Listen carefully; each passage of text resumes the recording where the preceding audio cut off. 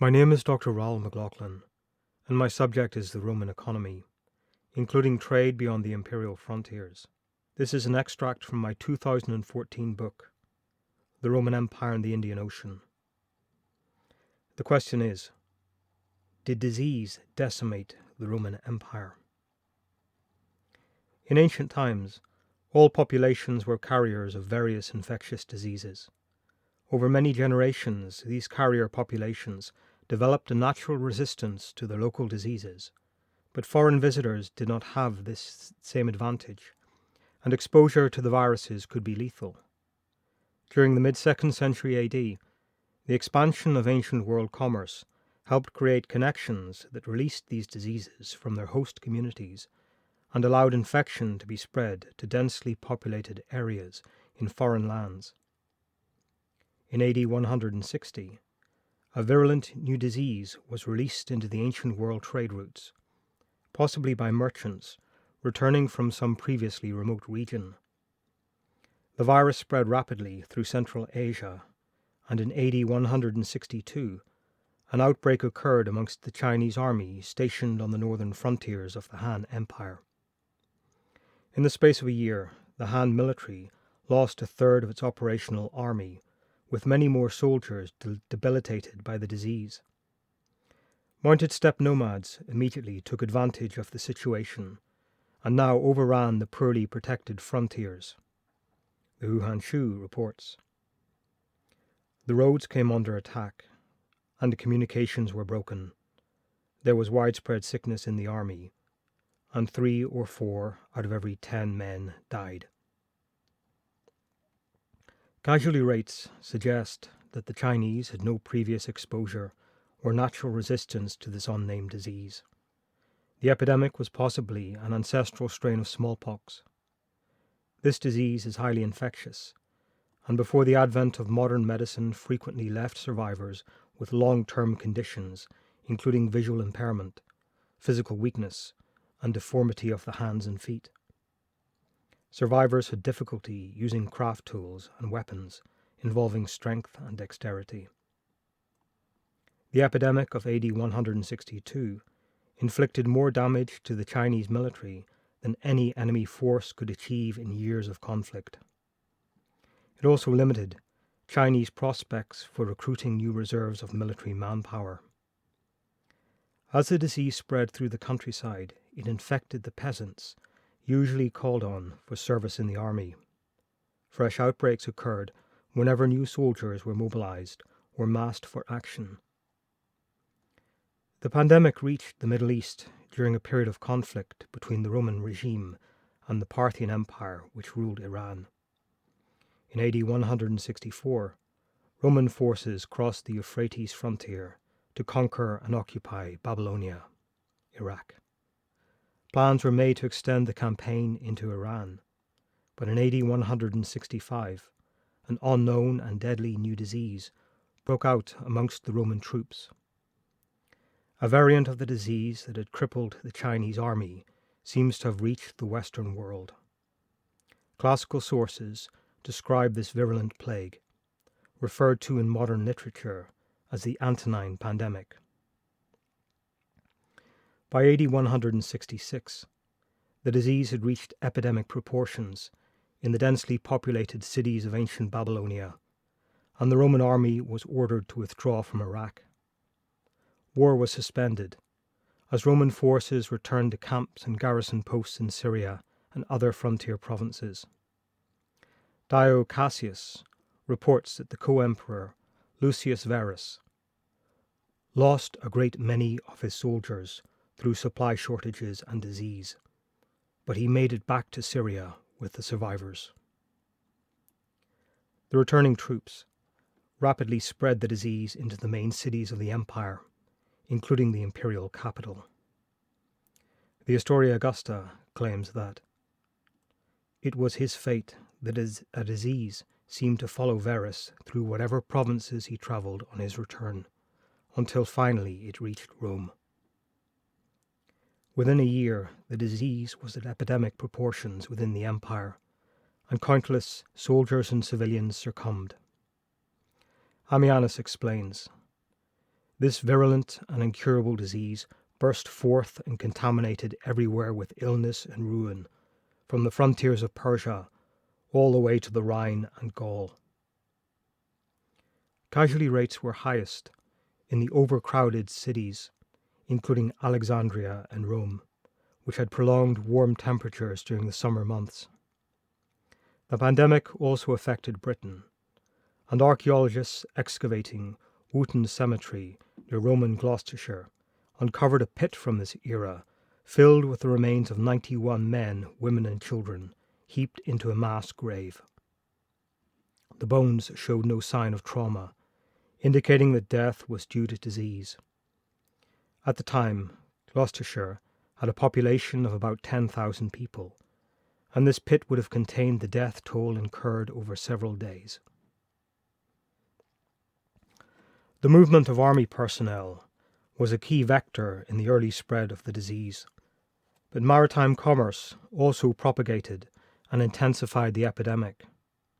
People seemingly in good health at embarkation could develop full symptoms during sea voyages and infect other crew and passengers in the close confines of the ship. Crowded markets, filled with people from distant regions, also offered a chain of infection for renewed outbreaks. Some communities suffered higher rates of infection due to their living arrangements or social practices. Roman soldiers who shared meals and accommodation probably received immediate losses as high as the 1/3 rate endured by Han troops on the Chinese frontier. Many who recovered were unfit for further service due to chronic disabilities that affected eyesight, mobility, and dexterity. Roman miners were also susceptible to the disease, as they lived in large communal camps and worked in cramped enclosed conditions that readily transmitted infections. The disease therefore affected the output of mining operations. One of the main factors that increased infection rates in Roman society was that public bathing was encouraged as a recreational activity, and this practice continued after the first appearance of the disease. Popular bathhouses, known as thermae, were monumental civic buildings fitted with different temperature pools, sauna-like steam rooms, and exercise yards. In large cities, thermae were supplied by aqueducts and fitted with sophisticated hydraulic apparatuses to manage the flow of heated water between large bathing pools. The baths provided an environment that allowed people from all sections of Roman society to intermingle, and most city thermae could accommodate hundreds of people. Bathing was recommended for good health, but the thermae were also highly popular centers for leisure activities, informal business, and community networking. The baths of Caracalla were constructed during the early 3rd century AD and covered 50 acres. They could accommodate at least 1,600 bathers. Even Roman forts on the frontiers contained bathhouses as a necessity facility for the troops, and in this period, bathing facilities for 1,000 soldiers were built in the newly captured city of Dura-Europos on the Euphrates frontier. Emperors such as Hadrian encouraged sick and infirm people to bathe in public baths in the early morning, before the general public arrived. The Greek medical view that bathing could help recovery from illness therefore assisted the rapid and prolonged spread of the new infection throughout the Roman population. Aelius Aristides describes how he caught the disease in the early stages of the outbreak when he was living in a city in Asia Minor. He explains that, "I was in the suburbs at the height of the summer when the disease infected almost all my neighbours.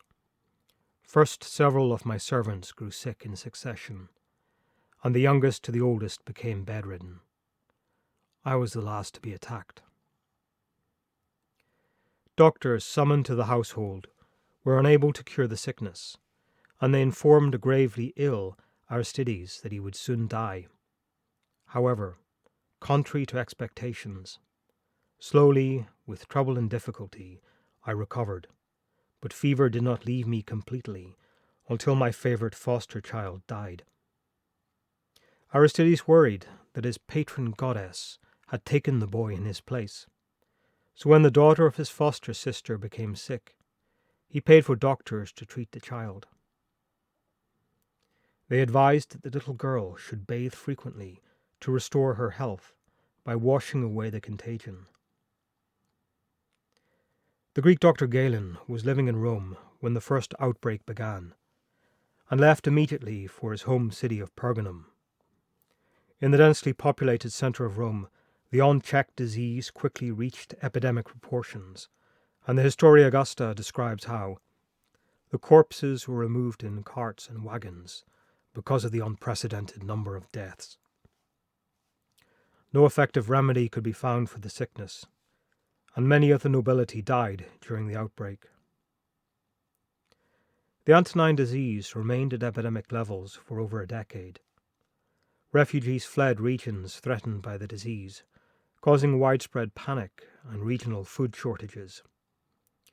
Papyri tax records from Egypt show that some villages in the Egyptian delta were losing over 70% of their adult male population as people fled agricultural estates threatened by infection.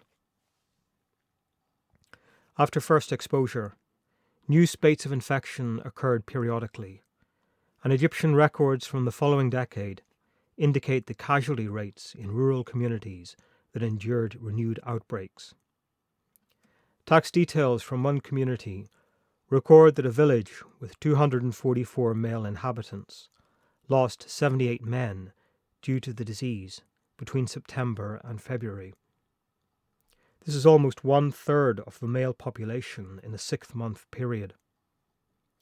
This supports Chinese accounts that the disease killed at least 3 out of every 10 troops in the affected areas.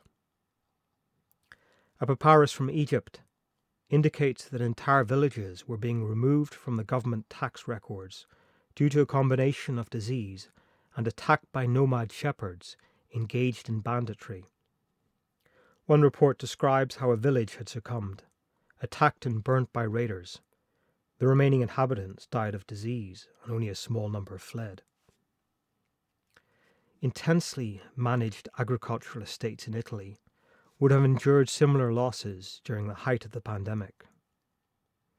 Orosius describes how a disease spread through many provinces and laid waste to all Italy, so that everywhere country estates, fields, and towns were left without cultivators and inhabitants.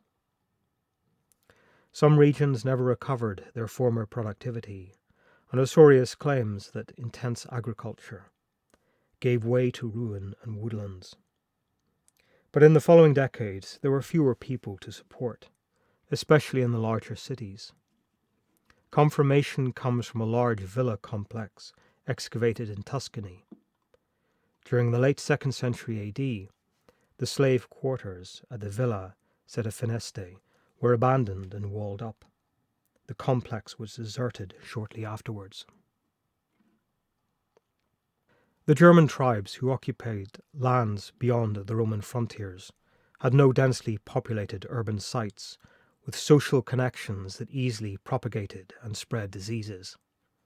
Tacitus reports, "It is well known that the German nations do not have cities.